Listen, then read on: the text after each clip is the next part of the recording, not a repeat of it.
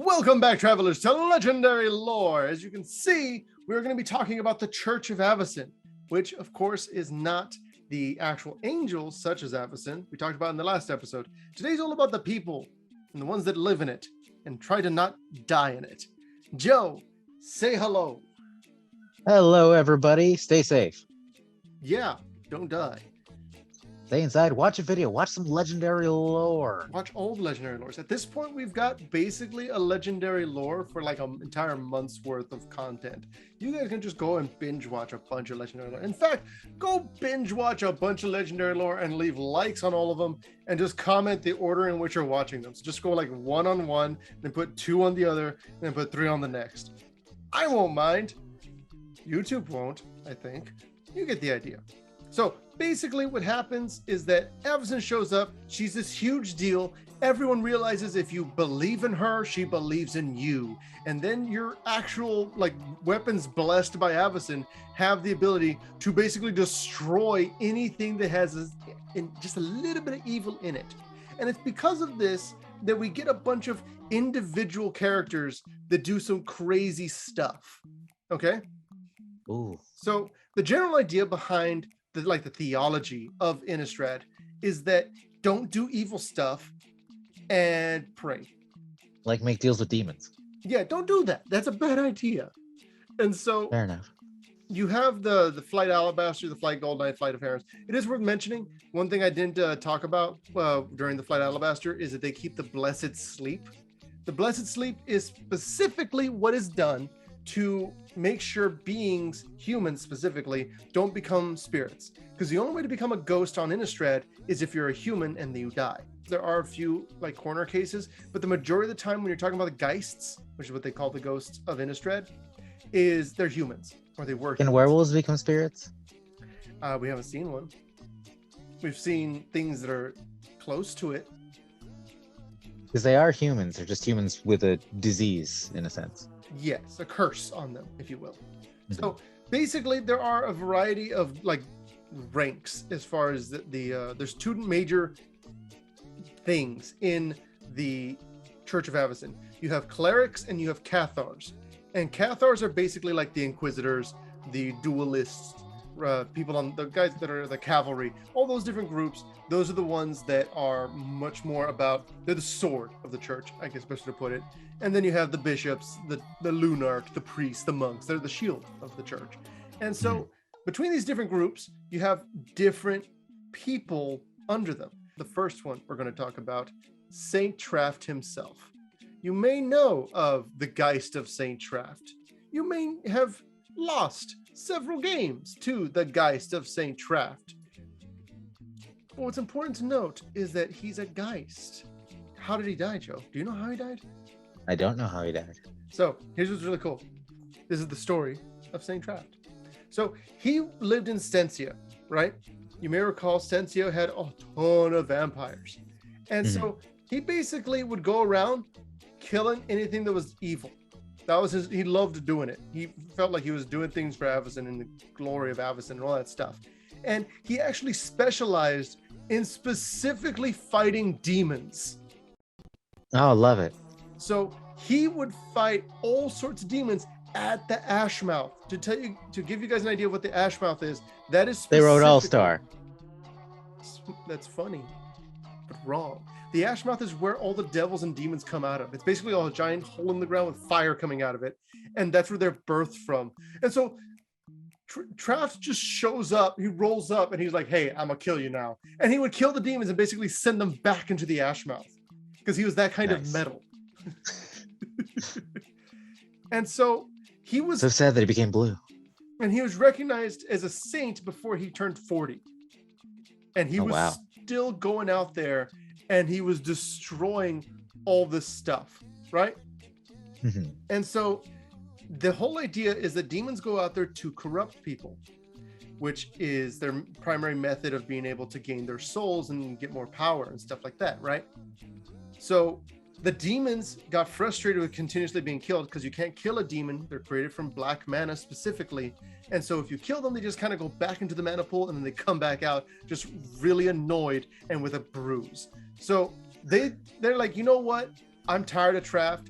I go up for like 10 seconds and I spend 10 years in the ground. So we're gonna have to kill him. He's tricked at the Needle's Eye, which is the location where the whole final fight for Traft happens, by the great demon lord Withengar.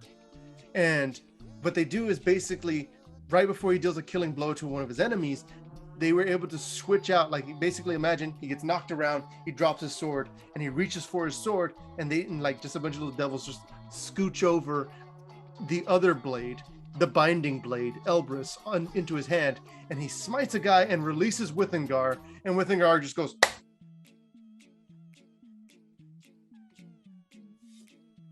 And so Traft is dead. What? Yes.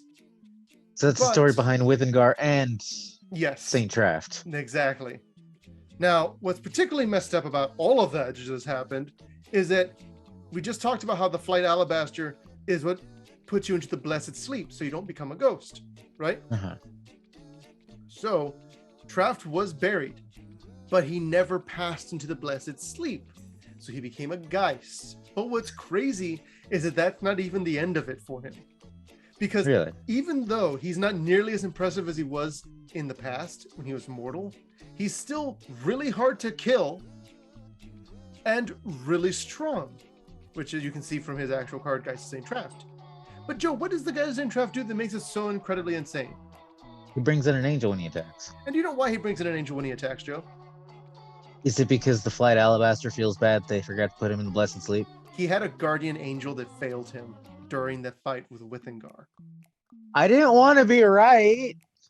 And that's so it the wasn't angel. related to the sleep. That is the angel that shows up specifically because of that happening. So basically, it's just like, I'm so sorry I failed you. I'm not done doing crazy stuff. It's not too late. You down? Yeah. Yes. It's insane. It's fantastic. It's crazy. And I love it. I just imagine Saint Traft doesn't even like feel bad or upset or anything. Just like, no, you're good. It was a hard job. Let's go keep fighting. Let's go mess stuff up. I'm not done. You can still come. I didn't hear no bell. Audric. He's a tactician, a master tactician. He lost his kid, his son, to a werewolf, and that basically kind of set him on his path. And so he's a commander of a bunch of Gavni riders, which are the cavalry people, right? And Greet, who she is another Cathar, she's on his side. She works with him, right? Yeah. And so the two of them are basically they hunt werewolves specifically. And they were out looking for the werewolf that killed this random mayor's son named Torbak, right? That was the name of the town, the mayor of Torbak's son. Well, instead of finding a werewolf, you know who they found, Joe? Who'd they find? Garruk or Garrick. That's not who you want to find. At the moment, he's not himself at the moment, is he? No, not at that point, not at all. And so we got that whole deal happening there. And we'll get into more about Garruk and what happens to him. A lot of these references, you guys need to wait until we get into the storyline. We're still world building and everything here. Yes, this is really setting up the Church of Avacyn. We talked about the angels, the vampires. We're even going to talk about we'll get to it. You'll see what I mean. Also, Garruk he actually killed a planeswalker from Innistrad named Vronos. That happened in one of the video games. It's still considered canon. He chopped the guy's head off and threw it onto the ground, like, because he's just that kind of metal. So like way later, if they run out of ideas for yearly commander set, we might see a Vronos card. Yeah, maybe. If they're really out of ideas. So one of the heads of this whole the Church of Avacyn is a guy named Macaeus. He has two cousins that are kind of crazy. Macaeus' full name is Macaeus Sassani. Do you know any other Sassanis, Joe? No. Gisa and Geralf Sassani are his Oh, cousins. I unfortunately do know them then. So now you may have an idea of what might happen to him at some point in the future. But at the moment, suffice to say that Macaeus was present during the faithful day Avacyn disappeared. You may recall earlier in this episode, we talked about how demons can't be killed. They can only be temporarily set back. But then we also, in an earlier episode, talked about the Hell Vault and how the Hell Vault how the Hell Vault can basically be used to contain anything that can't be killed or destroyed, right?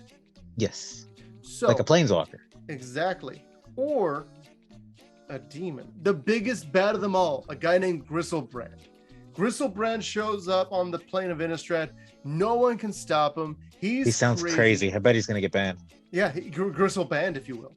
He makes deals with planeswalkers. He's all kinds of crazy, right? Well, he is in a huge fight with Avacyn, and the two of them are basically in a gridlock. And Avacyn's like, you know what? This is it. I can't deal with this guy anymore. He's going to win if I don't deal with him now. So Avacyn throws him into the Hell Vault. But Gristlebrand is basically a Scorpion and goes, get over here! And he pulls Avacyn into the Hell Vault with him. And the thing is, there's no door on the Hell Vault. If you're in it for good. The only way to get anyone out would be to break the Hell Vault. And who's going to do that? So... not anybody coerced by a planeswalker. So that happens, and Mikaeus has to keep it secret. Him and everyone else present swear themselves to secrecy so that the Church of Avacyn can maintain its faith-based power. Because if they lose that power, they lose the fight, and the monsters have the upper hand. Now, in Avacyn's absence, and Gristlebrand's for that matter, there's a power vacuum on both sides. So people start to worship other creatures, such as Ishkana, which has no other story besides the fact that it is a thing that exists. The Gitrog monster, which is, again, it has one story about it and how it's just this terrifying frog monster that is worshipped by a village. And sounds like they got it right. The what? Sounds like they got it right. Yeah. That's all they needed. Yeah. And then there's Ormendahl, who took Gristlebrand's place of the Skursdag cult, which is a special cult that is inside the Church of Avacyn. Love it. And Ormendahl is hiding in the catacombs of Thraben and is secretly being worshipped by high-ranking priests in the Avacynian order. Wow. With all that said, there's one last character to talk about that is part of the Church of Avacyn that is worth mentioning. I think I know who it is. Oh, well then, Joe, tell me, who is it? Have you forgotten to mention Thalia? Thalia me banana. She basically, Thalia's super important to the story. She'll be super duper important. It's a name drop right now. She's going to be the basis of everything that goes down in the story, though. Yes. Suffice to say that she was one of the most promising Cathars, Inquisitors, soldier, vampire, slayer, all those things, right? Mm-hmm. And despite all those things, she was extremely caring, and she was not like brutal in her tactics. And all these things happened. A guy named Lothar, he found her, he met her, and he was like, hey, you're awesome, you're great. You're going to help me defend the Hell Vault.